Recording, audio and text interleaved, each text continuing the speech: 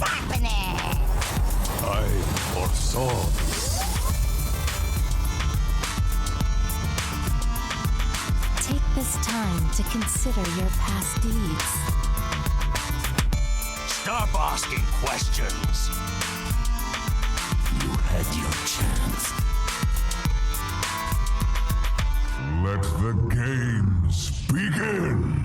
Hello and welcome to Velen's Chosen Episode 3. We're ready to buff your gaming. Who wants presents? What? Someone You gotta does. bring the Blingtron this episode, am I right? Is Yeah. that what the Blingtron says? Yeah, that's what he says when he gets played. Because he gives All right, presents. joining me today is present number 1, Andrew. That's Brown. me, I guess. Or Struggle Breast Extraordinaire, I guess you could say. That's what some people call me. And then, yeah, some people call me that. And then we have the Mulligan Madness Mistress, Evemartyn. Hi, everybody. It has a little bit of a worse connotation than I was intending. I'm sorry. I didn't pick up on that. Okay. Today we have a very different kind of show for you, even though we haven't really established a set rule or rhyme yet. But we have a couple good topics for you today, talking about how to stay positive, as well as why is the Mulligan so dang important? Because it is. It's super So- important. Yeah, we'd have a quick show. It's dang important. Next. All right, so Eve's going to talk to us about why is this thing we call the Mulligan important, and what is the Mulligan? So Eve, launch us out. Well, the Mulligan is basically the first choice you get to make in the game that's going to affect your entire game. And a lot of times it really feels like it can lose or win you a game, especially if you're playing against aggro or you're playing an Or you're aggro playing deck. Druid. Yeah, if you don't get a good set of cards that you can play right away to keep tempo, then you can start falling behind and you may never catch up. So it is really important. So if we're going to talk about mulligans, then we're going to talk about tempo and what that means, because it's Okay. possible that some people don't really understand when we use these different words about Hearthstone what tempo means, which is basically playing a 1-drop on turn 1, a 2-drop on turn 2, a 3-drop on turn 3. It's a little bit different for some decks because, say, Warlock, Handlock, they don't play cards right away. So their mulligan No. is going to be totally different from, say, a Face Hunter, who is going to play like 2 1-drops on turn 2 instead of a 2-drop. Or coin it out on turn 1. Yeah, they want to play their cards as fast as they can, so their tempo is going to be a little bit different. And the Handlock just sits on their cards because they have cards that they want to play later, like the Twilight Drake. Yes, they want the health of their Mountain Twilight Giants. Drake to be as much as they can before they drop it, so they're going to hold that in their hand. They want the Mountain Giants to be able to come out, which cost less according to how many cards you have in your hand. And they don't mind taking a lot of damage to the face while they're waiting because they have their Molten Giants, which cost less according a lot to of heals. how much damage they take. Yeah. So their mulligans are going to be completely different from, say, Face Hunter, which just wants like as many 1-drops and 2-drops as they can possibly get. So let me interject here. What is the difference then between a tempo play, and a value play, right? Because we have, those are big, semi-conflicting terms sometimes, and other times they're like synonyms with the same play. I know that was one big confusing factor for me when I was learning how to play. Well, correct me if I'm wrong, but the way I understand it is sometimes playing on tempo is like playing a 3-drop on turn 3 is not actually going to be good for you depending on what cards they have. Value, right? Yeah. So sometimes it's better to play a 2-drop and a 1-drop on turn 3 depending on what you're facing. If you're facing a rogue and they have their weapon out and all they're going to do is immediately remove your minion, and it's something that you kind of want to protect because it's important to your win condition or how you play your deck, then you may want to hold off on that and not play it and play a different card for a better value. Okay.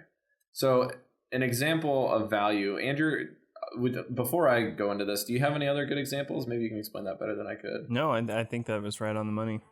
Yeah, I think you're definitely right on the money, Eve, with your analysis. I just want to give maybe a specific example for us before we move on. Is I know that playing Rogue, if you want to play Oil Rogue, it's all about value, much more than tempo. Mm-hmm. So if you play certain decks, playing on tempo could be the worst possible thing, but it could be the best possible thing for other decks. So tempo is one of those things where sometimes you have to compensate for your value in order to get tempo, but let's say Eve and I are playing against each other. I'm playing an Oil Rogue deck, and she drops a Noyotron on her turn 2 before I go to turn 3. The best thing for me, if I have a weapon out, is, it might not actually be to use my weapon. It might better be used to play, a backstab into an SI7 to clear that. Then I'm using each of my cards, and I'm getting full value off of them. Mm-hmm. So you're actually maximizing your damage. Another instance of getting value would be to weapon up and hit a leper gnome with your weapon as a rogue because you're doing 1 damage. It's exactly 1 damage, or shiv that card. Instead of using a card like shiv to do 1 damage to a creature that has 2 health, that's usually not an ideal value play. It's just not good. So value is all about getting exactly specific amounts of damage based off of all of your cards. And that can translate to tempo if you're getting a card on the board in addition to killing something exactly with a tempo card and a value card. And obviously the tempo mage is going to be a great example of that too. You're always thinking about how can I proc my flame wakers? How can I, make sure that I'm clearing the board as effectively as I can right now. Mech Mage is also a good example of this because of the Goblin Blast Mages. I also had Mech Warper down for that as well because they can increase the value of the cards and increase your tempo to keep you ahead of the other player. You're getting your 3 drops out on turn 2 and your Shredder 4 drops on out on turn 3? turn 3. Yeah. Which gives you a huge advantage if they can't come back and catch up to you. Generally, if you get ahead of them in tempo and they don't have a big board clear, then you're going to win the game. Yeah. The Druids, of course, have their Innervate and their... What's the other one?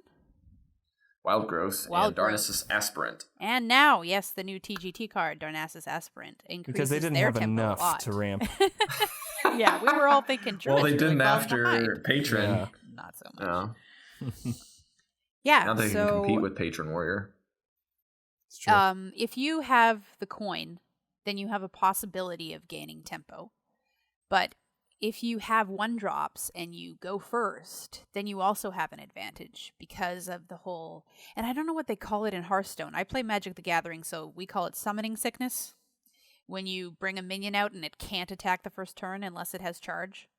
It's just called that the minion can't attack on its first turn. Yeah, they have the little green Z's that come out thing you call that creatures can't attack that are played. Yeah. It means they're asleep. In Magic, we call it summoning sickness, which means unless they have charge, you can't attack the first turn it's played. So if you go first in a game and you're able to get cards out every turn, then you're the first person who gets to choose. You get to attack, and the other person has to wait. They are constantly responding to what you're doing instead of being able to take the initiative. So those are things to think about. Aggro decks mulligan aggressively for 1 drops and 2 drops, but tempo decks are more thinking about the 1, 2, 3, 4. So their mulligan is going to look a little bit different. And then and like Mech Mage is insane too, because I watched him Oz play one last night where he was like Mana Worm, Coin, and to Cogmaster, and then plays Mech Warper, and then next turn plays Mech Warper, Spider Tank, and an Anoyotron for free, and his hand's empty, and he has like the whole board filled. Yeah. He just wrecks people. You always like it when you get the perfect hand, right? Yes. It feels so good when you get the dream hand. And it feels so awful when you're an aggro deck. You're playing against it. And well, no, I mean when you're that kind of a deck and you pull like all your highest cost cards. And you try and mulligan them away and they come right back and you're sitting with like 5 and 6 cost cards in your hand and you're like, okay, so I'm not going to be able to play... Or I think even worse turns. than that is when you dump all of your cards and you get the second copy of each of them. Have you ever had that happen? It doesn't happen often, but when it does, it's just like, come on, really? Out of all the options that you had to give me, this is what I'm getting. So the other thing to think about when you're mulliganing is the class that you're up against. because that may really change the cards that you want to keep in your hand. If you start the game and you see you're against a paladin, you may want to keep that explosive sheep or whatever you have Peasant mystic. for whatever you have for removal flare, things like that you might not normally keep in your hand because you're thinking about trying to keep tempo and being aggressive. You might really have to hold on to that fiery war axe. It seems like the two most important things are thinking about what could this deck's win condition be, and then what are going to be the minions or plays that they make on the first 2 or 3 turns. So that's why for Warrior, you're almost always mulliganing for Fiery War Axe, because most people are going to play a 2-drop that has 2 or 3 health, so you can immediately go after that. Now, if you're going up against a Druid, sometimes you want to go more for a Death Spite because they'll play their bigger cards, their Keeper of the Grove or something like that, and so you need that 4 attack. But it takes a lot of going, a lot of trying out all of those decks and just learning, okay, this is what they're trying to do, this, and just making the best guess that you can. You never know for sure. Yeah, and ironically enough too, like, you have the mulligan stage for your opponent, right? This is a simultaneous event that Blizzard's trying to fix, because you can actually see how many cards people are throwing away as your opponent. Exactly. So, for instance, if I'm playing against Warrior, it doesn't matter if I'm a patron or if my opponent's a patron or a control warrior or a dragon warrior. They're still going to be looking for Alexstrasza's champion, a Fiery War Axe, or a Death Spite. And if they don't mulligan that many away, I can assume that they already have it. Yes. If you watch the other person's mulligan, it can give you a lot of information. If they're throwing their entire hand, then you're like, oh, this is good for me. Exactly. They got nothing it's the same good. scenario if you're playing up against Warlock. This helps you on the ladder probably the most when you're playing up against Warlocks, because, dang, Warlock has so many archetypes. They have Demon Warlock, they have Zoo Warlock, they have Demon Zoo Warlock, they have Handlock, they have Demon Handlock now. It's just like, so how do I know what they are? Well, usually you'll figure it out within the mulligan stage in the first 2 turns of the game. If they drop a Flame Imp, what kind of deck is that? Yeah, yeah. You know, if it they, tells you if a they lot mulligan their drop. entire hand, that's probably a Handlock. Mm-hmm. If they because they're trying to get specific cards. But if you're a Zoolock, you're usually only throwing 1 or 2 cards away. Yes, exactly. All right. Anything else, Eve, from that? Yeah, I was the other thing I was going to talk about just briefly was kind of knowing the other decks, which is exactly what you were talking about. If you get to know the cards that they play first and what their win conditions are, then it's going to affect which cards you want to keep in your mulligan. And for aggro decks, being aware of if you are pushing really hard and trying to get all your cards out as fast as you can, when the other decks have their big removal spells available to them. Like Priest gets their removal spell at turn 5, unless they coin it out. Or they run Smites. Well, I mean, like board clear. Oh yeah, board clear, sure. Like mages have their Blizzard at turn 6 and their Flame at turn 7, things like that. Just being aware of the danger times when you could possibly get your entire board cleared out. So knowing what everybody's running in their decks and then at what mana turn they have them available to them, because you can be really aggressive up to that point, and then you got to be a little more cautious, maybe keep some cards in your hand and hold on to them just in case you get a big board clear and then you're left with nothing. So doesn't this make Emperor Tharson such a great design card to really slap the meta in the face, because boom, you have no idea what you're going to be facing. When that card's dropped, you're like, oh gosh, especially if you're playing against Druid or Handlock, you're like, yeah, suddenly your head has to go, play that Molten. Or Freeze Mage. Don't forget Freeze Mage. Oh they might suddenly be able to play their Flame Strike, the big 4 damage to all minions on turn 6. Or and if he's out there twice. For 2 turns, you're just dead. Yeah, pretty much. Concede. Tharson has a hidden ability that's called Taunt. A couple other things like Dragon Priests sometimes keep a really big cost dragon in their hand in their mulligan, because it's really important. That's a very interesting strategy. For them to have all of their cards. Like if you don't have a dragon, you're really messed up with Dragon Priests. So sometimes they'll hold on to an Alexstrasza or whatever their big dragon is. Yeah, Ysera. Just to make sure they have a dragon to make all the rest of their... I remember accidentally mulliganing in a way and was stuck with a whole And bunch you of paid for cards. it. And then that little dragon, the 1-cost dragon that they have. The Twilight Whelp. Yeah, I had 2 in my opening hand, and I'm like, this is great. Ugh. And then At least you I can play one. played both of them, and was This like, is what? awkward for everyone. What did I do?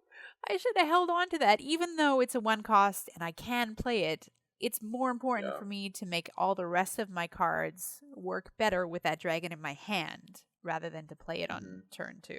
Ugh. So this is why the Mulligan stage is so important, is that it shows you what other things are valuable for you on ladder, right? The couple things are, you need to know what's in your deck. Like, what the heck is in my deck? Like, if I'm running a test run, you shouldn't be running, like, what is the power of this deck and if I can win. But rather, like, what are my win conditions? Like Andrew said last week, right? What are the win conditions? How do I win the game? Do I outvalue you? Do I just burst you down? For that exact reason, I found out yesterday while watching a pro player on the tournament play his Mulligan stage as a secret pally, and he held on to a Mysterious Challenger, a 6-drop card in his opening hand. Ugh. Like, why would you do that? Yeah. Well, because that's your win condition. You have 2, 3, 4 win conditions in that deck. You basically have Overwhelm in the early game. That's one win condition. You have another win condition, which is actually just a Mysterious Challenger if you don't draw that many secrets. And your other win condition is Kingsing something. And another win condition is Dr. Boom and Tyrion, depending on which deck list you're running. So you have like 5 win conditions. And if you get one in your opening hand, I think you just keep it. Yeah, it's possible. I mean, if you have that card in your hand, then you're drawing one less secret accidentally. He's replacing something that you don't want to get. And you're guaranteeing a play on turn 6, which can be huge, especially if you're going second. Right? Because you can coin that out on turn 5 and just like blow up the board. It's possible he played enough games where he didn't grab his Mysterious Challenger and just thought, you know what? Because it does safer feel just bad. to The deck keep it in feels my bad hand, without it. What was the one more thing that I was going to say? Yeah, so usually people mulligan away spells. You don't usually keep spells in your opening hand, except for that mage. The 3. Freeze Mage? Yeah, because then that's kind of like their Fiery War Axe, the thing that does 3 damage if they want to get rid of a minion that they really don't want to sit there and get more powerful and be more threatening. We always want to get rid of the priest's, the one that gives them more cards whenever something gets healed. Oh. Northshire Cleric? Northshire Cleric. Yes. Do not play anything against it that has less than 3 attack. Just don't put anything on the board. Unless you're playing a control game where you want them to draw more cards than you. Unless you're trying to mill them through their entire If you're deck. playing Control Warrior, I usually will leave it up sometimes if it's in the mid game. Like, I was playing my okay, this is my crazy game story for the week, I guess. It'll be really quick. Basically, I was playing my Dragon Paladin, or Dragon Warrior, against Dragon Priest. Dragon Priest was, like, routing me, man. Like, this sucker was killing me. This guy ran a really weird version with Thought Steals and everything. And he got a lot of value out of it because I'm playing a dragon deck too. Oh. So, Man. and he stole a bunch of my cards because that stupid Cabal. But luckily, he didn't get my Ysera out of it. That's So good. the deck ended up going to Fatigue, right? It was getting close to Fatigue. We both had about 5 cards in our deck.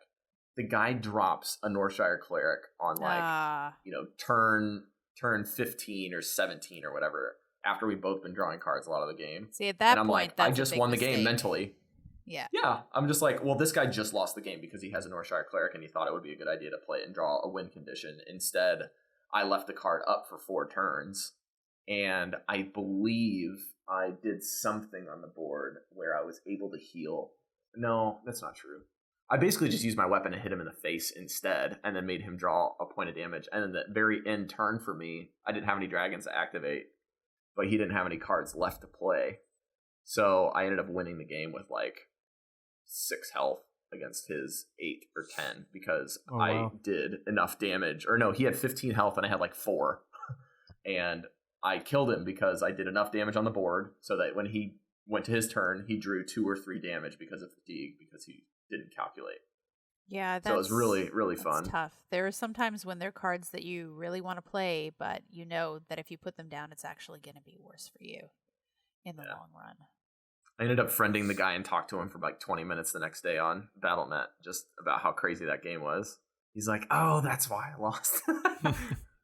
Yeah, so is there anything you guys think that you can add?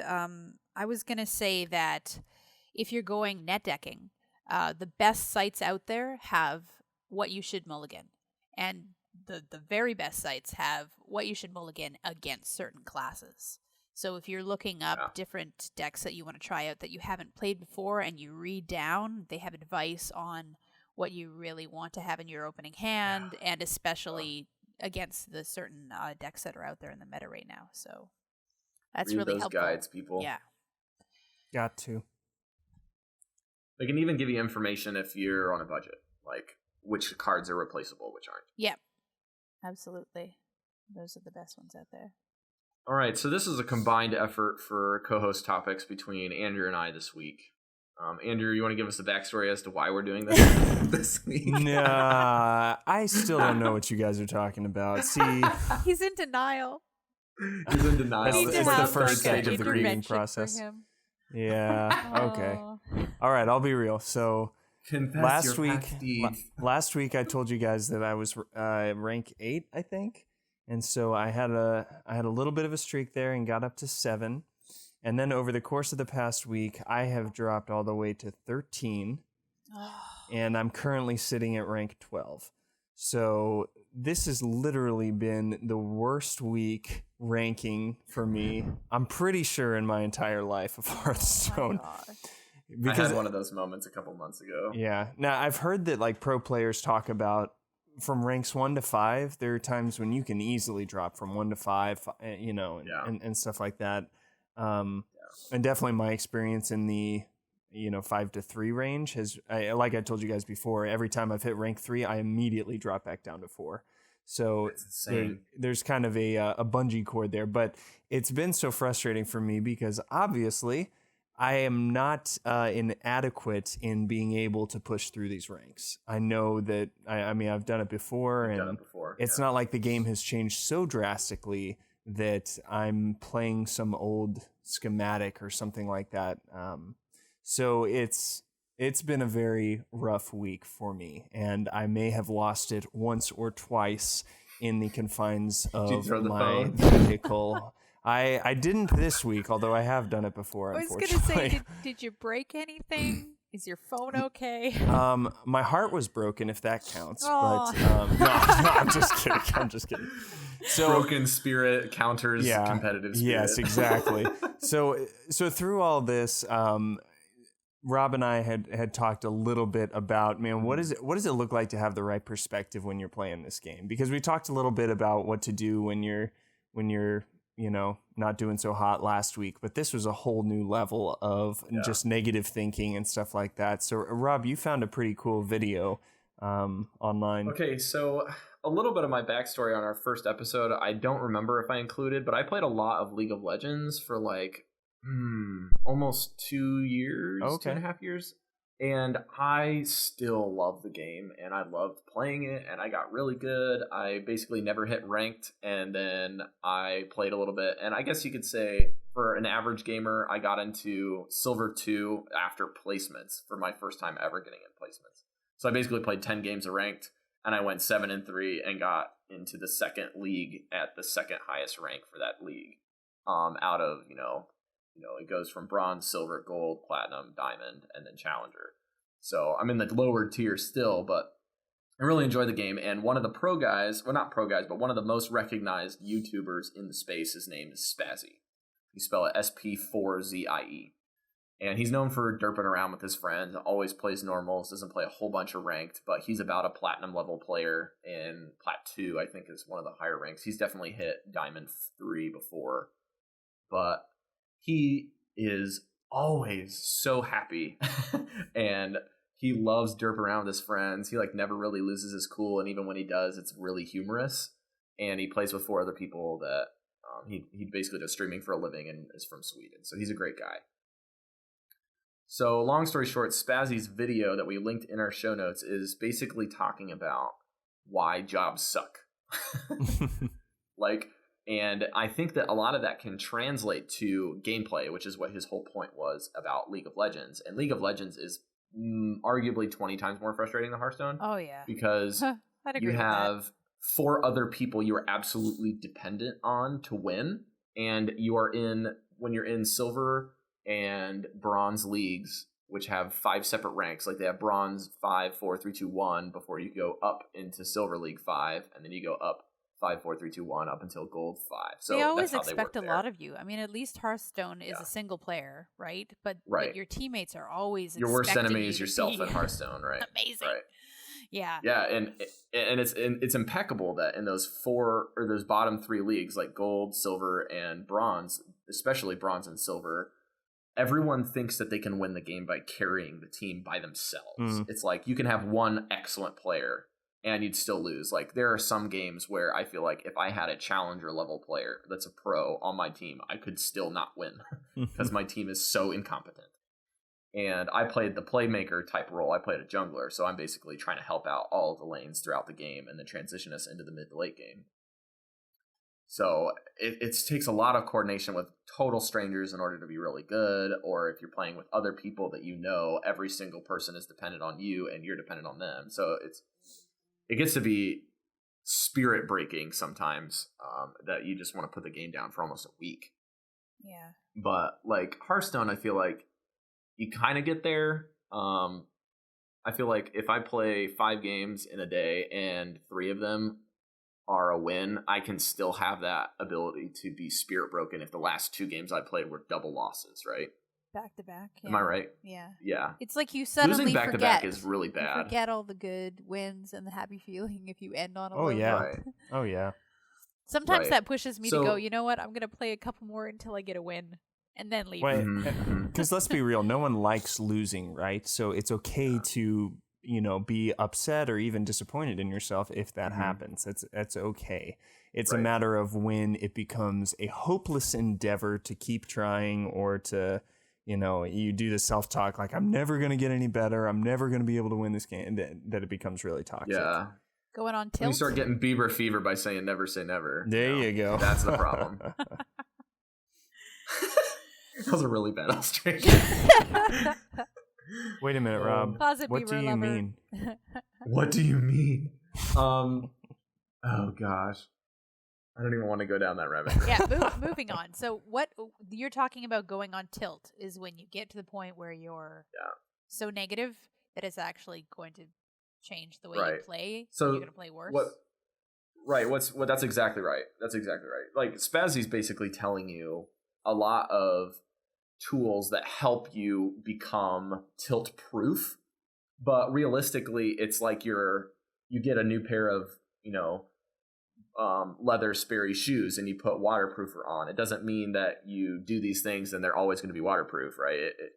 They're gonna get wet and they're not gonna be totally perfect. Like you're gonna have to do it again, or there's no tried and true method, right? Everybody's different because of how people play and people's attitudes and people's personalities and their personal growth within maturity. I think all of those things are big factors as why you're going to interpret it's okay to lose in this scenario or not, or how to stay positive. So Spazzy used one big thing that's helped him, which has been ambition as a tool. So he used an example where he says, look, if I'm losing this game, I'm going to focus on farming, which translates to Hearthstone, I think, better if you say, okay, this is a new deck. I am going to play 10 games without any expectations. And I'm just going to see how it plays. Okay. And then after these 10 games, I'm going to sit down to my client and say, okay, so in my collection manager, out of all of the cards that I have, do I have the exact cards to fulfill the deck list that I want to play for starters, right? Because if you're a budget player, that's a big concern if you don't have any of the cards or you have some of the cards and you're doing a lot of substitutes. Mm-hmm. So you say, That's something you have to are be the kind of substitutes good forgiving or of bad? yourself, because if you don't have a bunch of the cards, that could be your problem right there. that's totally a big point. Like you have to have a little bit less of an expectation of how you're playing this deck versus how it's being played by the professionals, because you don't have Ragnaros or you don't have your Right. Sarah. And you're going, And that's why? okay. I can't win with this deck. And we're like, well, they could pull that. And those are big swing Like, cards. Running Chromagus instead of Ysera is a pretty significant difference. Yeah, Yeah. that could be right there a problem. And the meta's Right. never been as diverse as it is right now.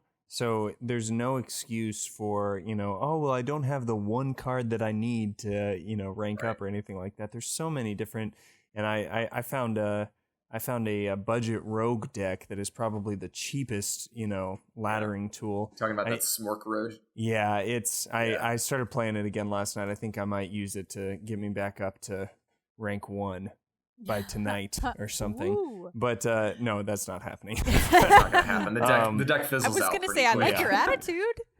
Optimistic. Yeah. Well, and here's the thing about optimistic. Like, it's funny that this is happening now, just because there's been a lot going on in my personal life around this topic. Just I've had a lot of conversations with a lot of different people, and I don't know if you guys are familiar with StrengthsFinder. It's a test that can find just what your strengths are on a personal level, on a leadership level, and one of my strengths is positivity. So in that realm, there are other things like what is there? Analyzer. There's teacher. There's some other things. Lots of different leadership skills, and positivity is seen in that test as a leadership skill that some people have in abundance. Doesn't mean that nobody can, or it's dependent on that to be positive, but it is something that comes more naturally to some people than others. So if it's not something that comes naturally to you, don't get down on yourself even more. That's just a spinning vortex of doom, just remember, really okay, is. I'm weaker in this. I need to set my mind on things that are really important. Like, I mean, for me, honestly, the only way I've stayed sane through this whole past week is just reminding myself, hey, this is just a game. I mean, even if I go all the way down to rank 20, it doesn't determine my just play value. more. It doesn't determine my value in life. I can keep playing more. No, I mean, my family, there are things that matter way more than a silly game, So this is a fun game. This is a good game, but let's keep it in perspective that it is a game. We're getting into deep levels here, but every video game has some kind of addictive quality to it. And if we're not careful, we can really get sucked into that and let it define a lot of things about us. But if we keep the right perspective that, hey, this is something I do, this is something I enjoy, I'm just going to treat it as what it is. It's a fun little, diversion for me. And I'm going to play some. Maybe I lose every game I play. I'm going to go, make dinner with my wife. I'm going to go hang out with some friends. I'm going to do something else. Mm-hmm. Mm-hmm. And taking breaks is also a big thing that, like, I feel like is really discounted. But, man, I tell you what, taking breaks is great because I'll sit down and read a book chapter and then I'll go back to play and I feel like I just didn't even play. Like, there you go. So good. Yeah, that's huge. So a couple other things, like, I do want to kind of transition back into the goal setting that we mentioned last week. Like, having really weird goals is a good thing sometimes because if you really think about this current meta state, I believe a lot of the players that are basically south of rank 5, even people that are south of rank 3 at this moment, there's not a whole lot of people that are sitting in Legend currently at this stage in the month. Like, this is about the time when everybody pushes and gets into Legend, so people start kind of finding their actual place in the ladder. Sure. Where your actual skill level is. Except for me. Yeah. Well, I'm just saying, like, that's the interesting part about the ladder is it really doesn't matter where you are today or tomorrow. It matters where you are at the end of the month, right? Sure. So even if you don't land where you got your win streak in the middle of the month, that's probably where you belong, at least for this stage in the month, given your current time commitment. And the nice thing with the rewards is that now it tracks your highest level. So right now I'm going to get the rewards for rank 7. And though that's not ideally what I'd like, it still doesn't make me really salty that I'm at, a lower rank than that. Yeah, that did help me a lot too, because I had a lot of fear when I got to like rank 6 one year, or 1 month, sorry. I was like, I'm going to stop here. Like, I can't, I don't want to fall down. I want to stay at rank 6 and I'm just going to stop playing, because if I did go down, it would make me so upset and so frustrated that I lost all that progress. And now that they track that and give you the treasure chest for the highest that you've reached, I'm like, you know what? I think I can push a little further. I'll see how much farther I can go. Yeah, I think the treasure chest system has really helped players a lot kind of keep progressing instead of stop playing. Yeah. But I feel like that's barely scratching the surface sometimes. You know what I mean? Like, yeah, I still would stop playing because I still want to keep those stars for next season. I hope they eventually do have more about it and change it enough so that there's something else. I think they're kind of testing to see if this is Yeah. enough right now. I think they're slowly inching into this the typical Blizzard caution way. Mm-hmm. But I don't know. I have a lot of faith in Blizzard, even though I don't want to make this show about Blizzard fanboys, but you know what I mean? But like, basically. I still think that they have a lot of issues with trying to get this to happen, but I do think that they're heading in the right direction. It's just coming really slow because they're super careful about everything. Any change that Blizzard makes has got to be extremely important because they're not all about do-overs. Like, they definitely want to make sure they're getting it right the first time. Yeah, I agree with you. It may take a while, but I know that we'll get there eventually. I know they care. They're paying attention. And so eventually there will come a change. Yeah, and so a good example of these goals is something that I've actually created in another Google Doc. This is not just the spreadsheets that we talked about last week about like win rates, although for me, tracking win rates has been really helpful because it puts things in perspective. When you win 3 games really badly after playing 10, you're like, well, I still have a 67% win rate because I went 6 out of 10, so it's okay. And if you realistically, if you're about 57 to 67% win rate or above, your deck is performing optimally. Like that's the facts. And then the second thing that I've been doing is actually doing a week-to-week structure. Every Monday morning, I'll sit on Google Docs and see what level my characters are and what the total wins are for each of the heroes. So for instance, I'm playing a lot of Warrior. So my Warrior has grown a lot just from playing him 30 games. And I've gotten, X amount of wins. So I'm actually seeing progress. So this is kind of like a milestone goal. Like, even if I sucked and I played a lot of games, I'm progressing. So for me, progress is what I'm for. I really want to get that golden warrior portrait. I want to finish all of my golden cards that you get for free just from leveling up. Yeah, that does help. Every once in a while when I'm playing a character that levels up and you get a new card, it's like, oh yeah, that's another thing that can kind of cheer you up and make you happy because you get experience for those heroes even if you lose games. Yeah. Right. Another last goal before we move into my quick free to play update is think about like other stuff that you can get. Like, you can't really measure the fun that you get out of something. That's what they call utility in business. Like, the fun factor is kind of like how much you're getting out of this, right? But the things that you can measure, you probably should measure if you like those parts. Like, a combination for me is, I'm going to try to play this deck until I can get a turn where I can do 20 damage, even if I lose. Like, I want to get this Oil Rogue to get that one turn where I can do 22 damage because I know I can do it with this deck. So whether you go to casual or you go to play ranked, like, what are your goals, right? So, like, you can prolong a lot of the issues that I'm having, or I can prolong a lot of the issues I'm having in ranked because my goals are not necessarily always going to be to rank up at the end of the day. Like, right now, my goals are twofold. Like, I want to rank up, but I want to do it with a specific deck, and sometimes that doesn't happen. So you have to kind of pick your goal. When I was playing my mage, one of my things that I would love to do was try and get KT out. Try and get him out behind a Sledge Belcher and just be like, this is what it feels like to be happy, to have my whole board full of minions that can't die, that keep coming back every turn. Like, even if I lost that game, I'd be like, I achieved the dream. I got what I wanted. Yeah, Killer's got a lot of goals like that, believe it or not. Ryan Kibler does that all the time. He's like, my goal for the next 10 games is trying to get Duplicate or Effigy off of my Nefarian. And he got an Effigy off of Nefarian, and it procced to a Kel'Thuzad. Which brought Nefarian back, right? It brought Nefarian back, and then he played Duplicate, and they killed Kel'Thuzad, and then he duplicated. And I was like, and then the guy just conceded. So it was pretty insane. Getting Stalag and Fuegan to proc, and getting getting the Dream Thaddeus double Thaddeus play. Yes, that's a good one too. Or getting what's that one where you get the mechs together and they form Voltron? Oh, Memoron. Memoron's head. Yeah, that's another really fun one to try and make work. Although you might want to do that in casual mode. I don't know. Like, a lot of times playing around. There was a deck list with Memoron and Foe Reaper that was actually working really well because Foe Reaper will clear the board and then you just drop Memoron and like 2 quick little ones and you get that and it's your win condition. It's pretty insane. All right, so just a quick update on my free-to-play report. All my classes are now level 10. And congratulations. Nice. I opened another legendary, but the saddest part is I happened to open the exact same legendary. That's just stupid.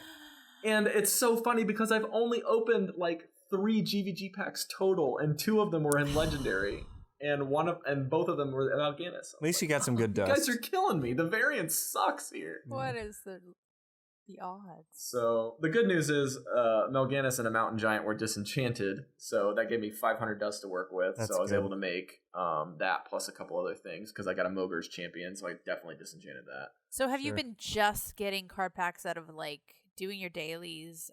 I've done 1 or 2 arenas, arenas, yeah. and then I've got a bunch of. I have like 450 dust, so I'm holding on to that, and I'm basically gonna run arena 4 more times and see how many cards I get after that, and then I'm gonna work into getting that first wing of Naxxramas. I think that's what I need is the Haunted Creepers really badly. That's good.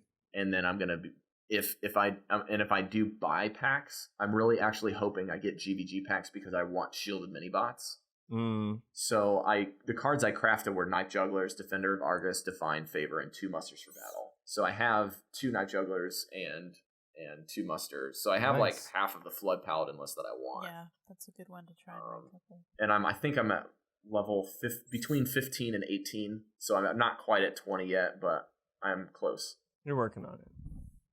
Yeah, so that's where I'm at. I'm free to play. The deck is really aggressive, and I had Vincent, who's going to be a guest star next week. So hopefully you guys will Woot. get a chance. He's completely free to play on EU, and he hits rank 5 or higher almost every month. And I see him constantly every time I log in. He's at like rank 7 or 6 until the end of the month, and he's like between ranks 5 and 3. That's awesome. 5 You and can 2. ask him how his experience is with free to play and what tips and tricks he uses to get the cards. Yeah, and he has like 4 or 5 legendaries on EU, and he says it's easy and doable. Nice, do it. good job. So he'll have Be some good interesting to tips. talk That's what he's to going to him. talk about next week. Yeah. So what's our quick meta update of the decks we're seeing? Eve, what are you seeing? Quite honestly, it's all over the place. I can't even every deck is different that I'm up against. I wouldn't say that there's been more of one than the other. It's the Okay. meta where I am is still pretty crazy. I went from rank 9 down to 11. So See, I went from 12 and 4 stars down to 13 and 0 stars. And then I went all the way back up to 12 and 4 stars. So that's all I've done. And I lost all my ranks with Dragon Warrior and a weird Coda Rider Warrior that's control that I'm trying to work out. It's kind of like an Inspire Warrior. And then That's the I one only from played 2 Ponyhof. games of that. Yeah. I And actually then, played Brawl a lot. That was kind of a thing. Like I was trying to get my quests done for the week, and I was getting so frustrated with ladder. I was like, I'm just gonna brawl. I'm just gonna have There you fun go. and brawl and clear my head. Yep. Sometimes Brawl's nice like that. Like this is one of the weeks where I actually am probably gonna hop on EU tonight a lot and try to grind out that rank 20 or level 20 on my pally so I can play Brawl, because this is one of the weeks where it's a non-constructed list. And when they had the constructed list with all the death rattles, I'm like, dude, I only have like 2 death rattle cards. This sucks. I'm never gonna make this. Yeah, I like the ones in Brawl So- too, where they give you a deck. It makes it a lot Yeah. easier for new players to get. And Blizzard's really good about rotating those out. Yeah. Andrew, what are you seeing in the meta, bro? Same thing. Lots of different things. I mean, we could have the whole list, but really it'd have everything on it. I mean, I think about the only things I'm not seeing very much of are any kind of shaman or rogue. Really? That's Yeah. very interesting, because Shaman and Patron Warrior and Hunter are like the only things I've been facing. Like, it's literally Shaman Control So or Shaman Midrange with the Totems, and then I go and face Patron. So and we then agree I play, on shaman. Yeah. Yeah, but like I haven't seen a single rogue like this. I think I've seen one oil rogue this whole. Yeah, we agree on rogue. That's He what I'm was saying he's not seeing any of those. Yeah. Oh. See, I'm seeing a lot of Shaman. Okay, so that Shaman one is wrecking me. but rogue we both haven't seen much of, so we can say that one's right. So not maybe there. can we kind of say that if they peter out towards the higher levels, then they're not sustaining that well? Well, I don't think that that's analytical like an analytical property that we should be. Well, I can't even say this right. Like, I don't think it's a good analysis to say that these decks that we're facing that are good are moving up. I think it's just I'm playing bad decks against them. Well, Like, that's my what I deck mean. is Like, if we're meant to not be- seeing those decks up at the higher levels, then that means they might be able to get away with wins down at the lower levels, but they're not going to get you all the way to the top. That's true, but I do think that predictively, I can actually say that this week within rank 14 to rank 5, that Mech Mage list is going to get a lot of, like, you're going to see it a lot. Yeah, there has been a lot of Mech Mage. I mean, it's just easy to play. They're playing it all the time in EU, and they're, like, I looked at Firebat and Amaz, neither of them are playing Patron Warrior in their finals, like their World Championship lists. Both of them are playing a Mage, a Ramp Druid, and a... It is a little different, though. I can't remember Tournament what the play other one is is. different than ladder. I'm not Right, sure right. that they're straight comparable straight across. I might even go back to Hunter, because I feel like Hunter's so consistent. But I I'm having would a have lot of agreed with success you with that. last week because that's how I got to rank 8 was with mid-range and like my hybrid. But then it just stopped working for me. And I just lost game after game after game. And I got really discouraged with it. And then I made a Dragon Mage because that's just fun. Oh, yeah. And actually won a couple games with it. And then Dragon Priest. I feel like Dragon Priest's list just keeps changing so fast. It does. I just can't even lock down on something. But Andres sent me a really interesting list of a healing priest that runs 2 flash heals, Alkanize, double Light of the Naru, healing or holy champions. Dang. I Tournament absolutely medics? ran against one of those on the ladder. I'm telling you what, he said he had a turn where he played Alkani and had a zombie chow on the thing, and like ran a zombie chow into something to kill it, did 5 damage, did his heal for another 2, and then double flash healed. So that's 16, 17, 18 plus 5. He did 23 damage. That's all right, I with guess. just having an Alkani on the board. Yeah, I played against one on ladder, and it's funny because when you get a priest against a priest, those are some of the longest games that you're gonna play because you just keep healing yourself, and I it hate that generally Dragon goes Priest to mirror like match fatigue sucks. at the end when you've got only a few cards left in your deck. You just can't kill each other because you don't have any reach, and you just keep healing. Yep. Oh. There's a really interesting warrior list that I saw for those people that are not necessarily budget. VLPS beat Firebat yesterday. And he's playing a control warrior list that has some crazy old school cards in it that are just really good counters for some of the popular decks.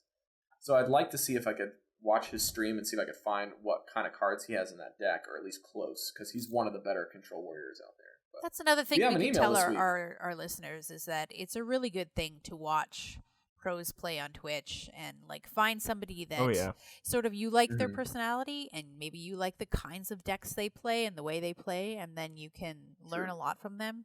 There's a lot of good people out there that also take the time to explain their choices, like kind of talk through their decision making when they're playing their deck, which is super helpful. Wings of Wax Speaking was of- somebody that I was pointed towards who's good. Wings of Wax? Yeah. Oh yeah, I've heard of him. Yeah.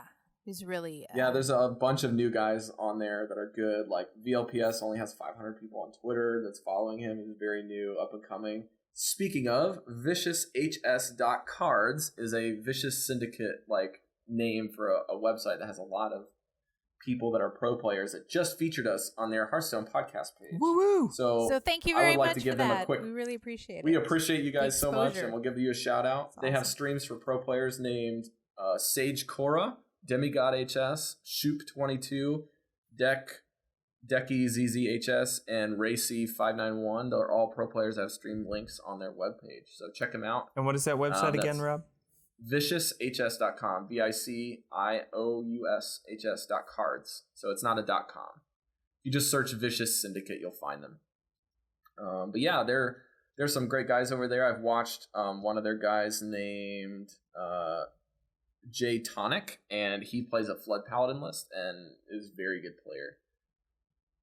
But yeah, as we transition into our email list today, I just want to remind you, as you check out these lists and watch pro players play in the World Championship, remember, it's better to watch players play their decks on the ladder than it is to watch them play in tournaments most of the time, because the tournament scene and arena and ladder are completely different deck archetypes. Yeah. Always going to be different. Yep. Yeah. So what you do is you'll see the skeleton of the core cards, and the tech cards are the ones that you'll see as the ones that are getting swapped out. Yeah, and the tournaments, especially since they have different kinds of tournament, the ways that they play, they may only be able to play one deck once. And if they win with it, they can't play with it again. So they're going to be bringing different kinds of decks. And the strategy. So they basically have to make sure they have 3 decks that are decent or good against Druid and Patron is pretty difficult when you're coming up with 3 deck lists. Yeah. And maybe even Mysterious Challenger tech against that. Okay, so we have an email this week. We love it whenever you send us your emails. Please continue to send them. Send even more. Yes, thank you so much to David S. for sending us. He says the following. What's up, Rob? Listen to the first couple podcasts, free to play, no financial investment account here, and I'm wondering what y'all's thoughts are on the list and its weaknesses, and what some good buffs would be, or etc. I wish I could really add Sylvanas or Sneed's Shredder, but I just don't have them. So he's made a deck list that we won't give to you, but it is basically called a Death Warlock. So it has lots of death rattles, and he says his favorite win conditions are KT Rivendare or Stalag Fugan Rivendare to get Thaddeus. He has a couple of cards that set off a Grim Patron or constant minion flow that lets him outlast a lot of mid-range control or minion-related removal cards that he has in here, like Ghoul and Sheep and Abomination, because he thinks they're cool. However, he's only topping out to rank 15. So you guys have any tips on this deck style? Enjoy listening. I will say that his deck looked really similar to something that I made when I first got in, because I joined Hearthstone right when Naxxramas came out. So and that was obviously before the Undertaker nerf. So Undertaker was this huge thing, and it's like, man, I gotta buff this with every death rattle minion in the game. Come on. And this deck would be a lot better if he wasn't nerfed right now. Oh yeah, absolutely. But honestly, this deck list takes me back to that, and it can still be really fun. So I can tell you're having a good time with it, David. Yeah, and it's good enough to get to rank 15. Like, I will say that, because you're sitting at rank 15 and you've done your job of getting It's impressive. Like, this deck has some good stuff in it. Yeah. But Andrew found a couple things. Yeah. He would like to change. The biggest thing for me was, take out that corruption, which corruption can be a good card for big removal. But what's going to help you even more is if you put a power overwhelming in there. Because you've got so many death rattle minions, if they die, that's actually what you want. So you can power overwhelming a loot hoarder, a Nerubian egg, and a leper gnome even, and you can take out something that's really big while triggering your death rattle. And if you got Rivendare out, that's even better. You just controlled the death rattle rather than being dependent on your opponent. Right. So you can drop 2 eggs by turn 4, and then turn 5 you can play, a power overwhelming and Baron, and get 2 Nerubians and clear something. That's pretty big. Mm-hmm.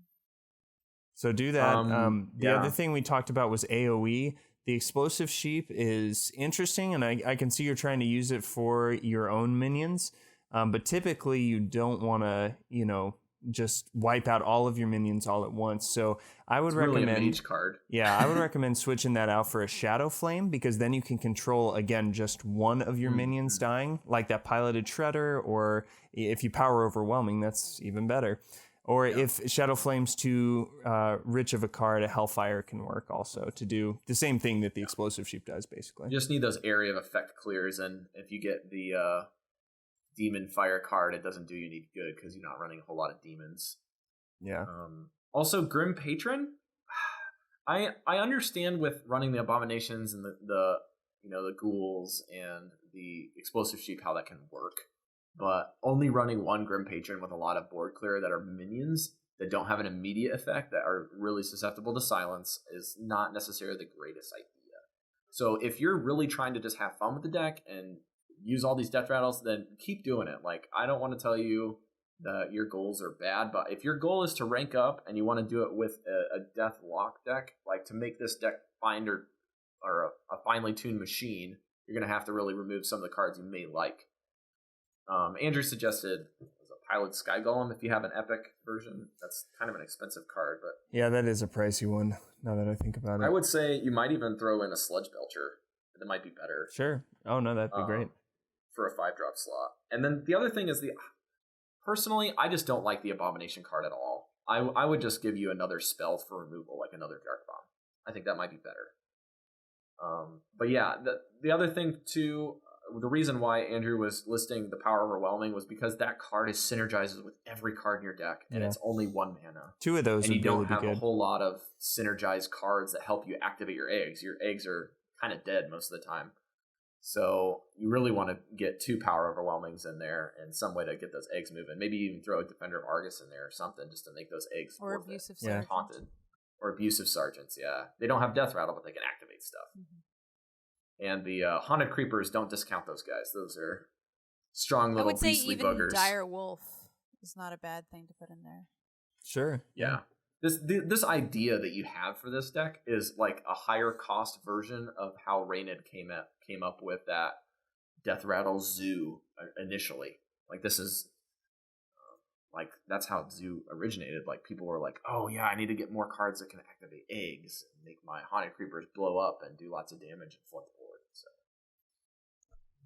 cool. That's a really cool list. And I really like your list, and thanks for your email. Really appreciate it. yeah. Send them in, and we'll try and find some budget tweaks to your decks with that eye, and that'll it can be helpful. Just try to figure out what cards are core, and don't take those cards out, and leave them in if you want them in there, and then try to flex the rest of them, make it work. Basically, when I play a deck enough, I start to think, is there any card that when it's in my hand, I'm not happy about it? Like, this is not fun to play. This is not something that I immediately want to play. And just get rid of that card. Put something else in that works better. Good. Okay, well, we are in our last section of the show because we're rounding out to an hour here. I just want to give another shout out to 2 podcasts real quick. The shout out first one is actually for Brian Andres and Billy's podcast. I just found out last night that they were able to record with Noxious, who has been on almost every one of the Jeoparinos that Amaz has put on, and it's just a really cool thing that they were able to get Noxious. So congrats to them, and looking forward to listening to their episode. I would send anybody I had over to go see Hearthaholics. It's a great podcast. So thanks to Brian too. He's been instrumental in helping me launch this and maintain our podcast. So that's the first one, and the second one is actually to the guys over at Well Met. Kick Tripod actually left us a 5-star review on our podcast. He says, Awesome. Great start. Hey guys, John from Well Met here. I really enjoyed the first episode. I really think it's something you all should be very proud of. Hope to see more in the future and added this to my Hearthstone podcast list. Best of luck and keep them coming. Awesome. So I really much. appreciate you. Like Kick Tripod is just John. His name's John. It's just awesome. Like he's very instrumental in maintaining a good community within the Hearthstone podcast community, and always commenting on stuff and leaving questions for people. He even guest starred on Hearthaholics, and they recently had Adwicta, which is the guy that helps with Hearth Arena, on their show, and this is a great guy. That's awesome. So thanks to those guys. If you want to check them out, that's Well Met Podcast and Hearthaholics. Pimping the competition, Rob. Pimping the competition, that's right. We're all one big happy family. That's in the true. We Hearthstone all support community. each other and encourage each other, and that's, I think, a great thing about Hearthstone. We're Yeah, staying it's all positive. about bolstering the community. It's not really about us, like, because at the end of the day, you're playing against somebody that's probably listening to the same podcast as you on ladder, and somebody has to lose. We're all trying, and it's okay. Yeah. It's probably going to be me. So Stay positive, Andrew. yeah, I mean, I got this. Yeah.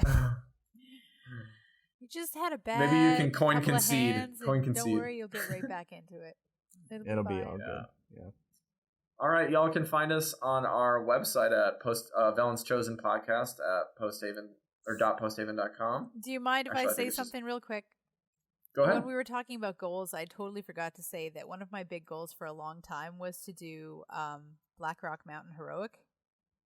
Ooh, that was tough. And I finally did it. I finally got my Nefarian card back. And Way it to was go. so hard. I was I haven't thinking done that. maybe Yeah. with the new TGT cards out, somebody has like figured out this amazing deck that makes it easier. No, Not it's quite, still huh? ridiculously hard. So if that's one of the goals that you've set for yourself to get down Heroic Naxxramas or Heroic Blackrock Mountain, Email us. We have the expert. yeah, Evemartyn. I There you encourage go. you. I will send you all the lists that help me get there. I mainly did it with Priest, but Yeah. there are a lot of people who've done it with Mage and Paladin and different things. But I did I a lot of them with encourage Druid, you- actually. you can do it. It might take you a solid day, like Yeah. 24 hours of sitting and just trying over and over and over and over and over and over again. But you feel really good when you finally get that card back and you can boast about it. So who was the final boss? Nefarian? Really? Okay. I didn't know. I got stuck on Valistraz, actually. Stupid. That was hard Or too. was it not Valistraz? It was Maloriak. Oh my gosh. Oh. Maloriak is the worst fight. He's the one with the Where he basically switches swap the everyone's health and then yeah. buff his own minions. It's like, I'm dead. Yeah, it was really tough. But there are a lot of people who are way smarter than me who have gone out and posted a lot of deck lists that help them get through it. But besides that, just know it's going to take some time because you have to get the right Yes. cards in your hand, and they have to, like, the bosses have to not get the good cards in their hand. And there's a few glitches sometimes You have to get exploit. really lucky. Yeah, absolutely. Yeah. If you own Kel'Thuzad, I will tell you that it becomes much easier. Because there Yes. are a couple things that sort of break the AI if you own Kel'Thuzad, so It's very true. that will help. All you a right, little so bit. you can. We'll give you a quick plug for each of us, and then we'll be out of here. Also, quick thing: the last episode that we had, there is a little Easter egg that you may or may not have seen. So maybe you write us a tweet about how you enjoyed that Easter egg, or you didn't know it was there. Maybe you have to go listen to it. But Andrew has been instrumental, no pun intended, to get us some really great Haha. intros and outros the last couple episodes for this one and the last one. So really, really thankful for Andrew putting in the work for that. Just be Yeah, sure you to did a wait really till the great job. very end. Yeah. Wait for the very end. Yep. So you can find us on Twitter at Velen's Podcast, VELENS Podcast. You can find us on Facebook at Velen's Chosen Podcast. You can also email us any questions or suggestions for show topics at velenschosenpodcast@gmail.com. And you can find our website at velenschosen.posthaven.com. You can download the episodes directly there, where you can find us on Stitcher and on iTunes. You can we have an RSS on all of all of the pages I told you if you don't have access to Stitcher or iTunes. Andrew, where can people find you? I'm on Twitter at AndrewIsLiving, or you can check out the YouTubes for a few arena tips from your neighborhood friendly arena guy. That's me. I don't know. And I'm on there as BinacaFreak. All right. Eve, where can people find you? I'm on Twitter at Finnovar, FHINNOVARR. Still have to change that. Make it something a little more simple. Maybe you guys can give me some ideas of a better name. Yeah. And if you also want to just hang out with us in game, you can send us a message on Twitter or follow us and follow the podcast and say, hey, where can I find you? Because we'll send you our battle tag. We'll play with you and help you out. Yeah, if you come to the TAC you- Hangouts, it's a good way to meet us and play with us too as well. Yep. Find out when those are on Mondays and Wednesdays at around 9 p.m. Eastern. And they are all posted on reddit.com/r/TAC. I think it's just TAC podcast. I think, yeah. And then you can find me on Instagram and Twitter at NotRob. You can find me on Snapchat at NotRobMay. You can find my photography and design portfolio on Facebook.com/NotRobMedia, or my other podcast at Facebook.com/May's podcast. That's spelled MAYZ. It's a comedy podcast I do with two of my friends we just recorded last night. So those all release on Mondays, and I put a link to the iTunes in the description. Thank you so much for listening, and until next week, remember, stay positive, not all who ladder are lost, and we'll see you next week. See ya.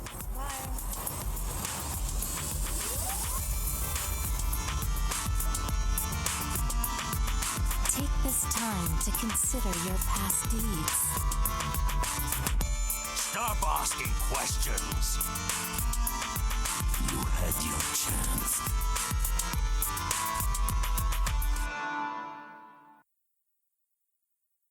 Did I miss it?